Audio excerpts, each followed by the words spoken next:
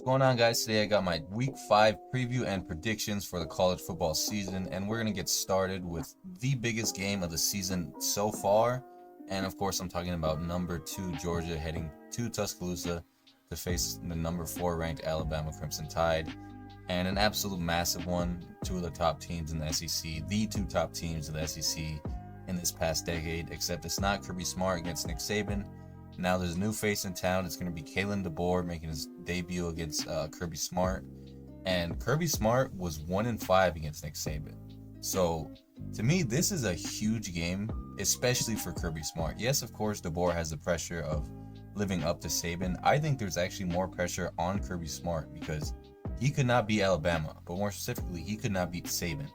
If he can't beat DeBoer and this Alabama Crimson Tide team, maybe it's just an Alabama problem and not a Nick Saban problem. But the line is at -2. Georgia is favored, and even though it's at Tuscaloosa, and I'm going to agree with Vegas, I think Georgia takes this one. And the biggest reason why is because Alabama has looked great so far, but they haven't played anyone, they haven't been tested so far. And in those games, their secondary is incredibly young, incredibly fresh. And there have been so many mistakes that the opponent has not capitalized on. Against South Florida, there were a lot of open receivers, but they just couldn't connect because they're not that quality of team. Now they're playing the number 2 ranked team in the country in Georgia. I think I like Georgia to capitalize on those opportunities. I think Bama's secondary has a rough day. I do think Bama will score some. They have an explosive offense, but Georgia's defense, as we know, is elite, and Bama has yet to go against an elite defense. Bama's offense has pretty much been explosive plays, explosive plays, explosive plays. They've done, what Milroe wants to do, which is throw the ball deep and run. I think Georgia and Kirby Smart has a plan for Milroe. I think they'll make him uncomfortable, and I think Georgia barely pulls out a very, very close game, hopefully a great one. I'd say somewhere around 24-20.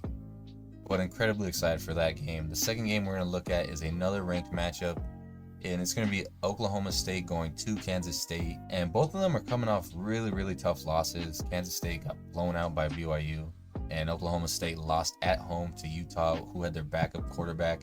And both of them are trying to bounce back. And honestly, neither of them have looked very good this season, if we're being quite frank. Kansas State has not really had a signature win. Of course, they got their butts kicked by BYU. Oklahoma State really has not looked good. Ollie Gordon has yet to get going. He was the best running back in the country last year. We just have not seen it. But I think I'm going to lean towards Kansas State. I think Johnson can make some plays with his legs, and it's at home. And I just really don't like this Oklahoma State team, if I'm being honest. They have not impressed me in the slightest, so I'm going to go with Kansas State at home. But moving on to the third game, yet another ranked matchup, and this is going to be a Louisville team going to Notre Dame Stadium. And it's a Louisville team that I have not heard a single word about. And this is a Louisville team that's looking to compete in the ACC, and this is a huge, huge matchup for them. We saw what NIU did at Notre Dame Stadium, and so it's possible. And to me, this is going to be a very, very low-scoring game. I like Louisville's defense. And the big question is going to be, what can Riley Leonard and this Notre Dame offense do? I think it's going to be a low-scoring game. I think it's going to be a close game. I think it's going to come down to that final 15 minutes.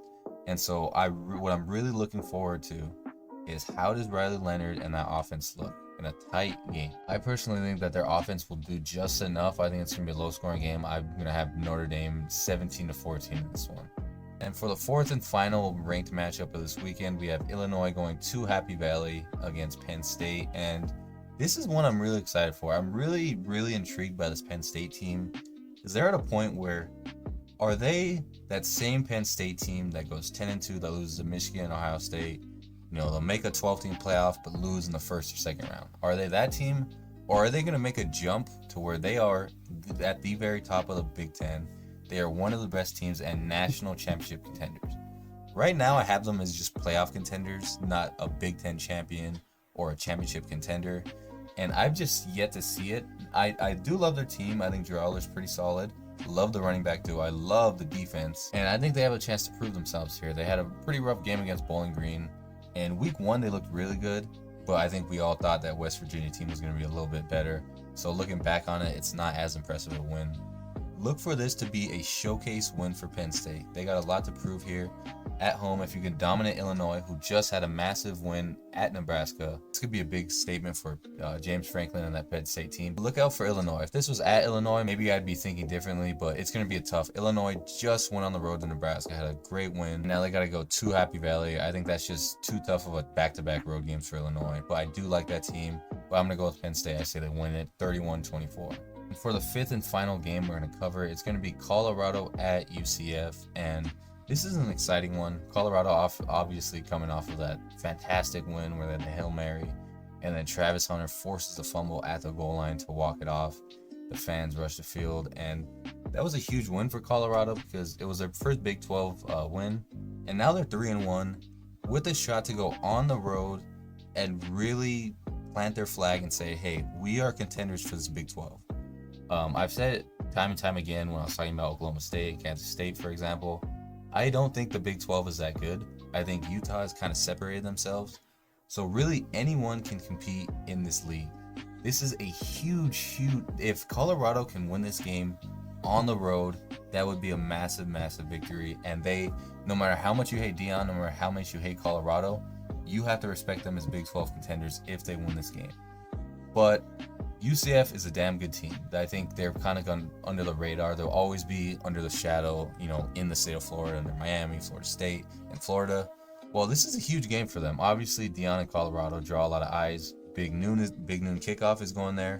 This is a game where a lot of people will be looking at UCF. They have an incredible running back. They're 3-0 so far, and they are very, very heavy favorites in this. And as for how I think the game is going to play out, I don't think that Colorado has shown me enough change yet. Because realistically, if Baylor plays that Hail Mary like they're supposed to, this is a 2-2 team. Colorado has not improved their offensive scheme enough. Their offensive line has not improved enough. Shedeur still holds on to the ball. Realistically, they have the best player in the country, a great quarterback, and a couple great receivers. And that's kind of it. The defense has improved, but I'm not going to trust them to stop the run of this UCF team. Their running back has been fantastic this season. He rushes for 100 yards just about every single game. And I don't trust Colorado to stop the run. I think UCF at home, they'll run the ball, they'll take control of the game. And I do think Colorado can stay in it with the passing game, but down the stretch on the road in the fourth quarter, I don't think Colorado has enough to get that win. So I'm going to say UCF wins it 35-31. But anyways, that's going to do it for the picks. We got a great week of college football coming up. That Georgia-Bama game is going to be absolutely massive. Make sure to stay tuned if you love college football. I will have videos like this out every single week, as well as breakdowns. But thank you so much for watching, and I will see you in the next one.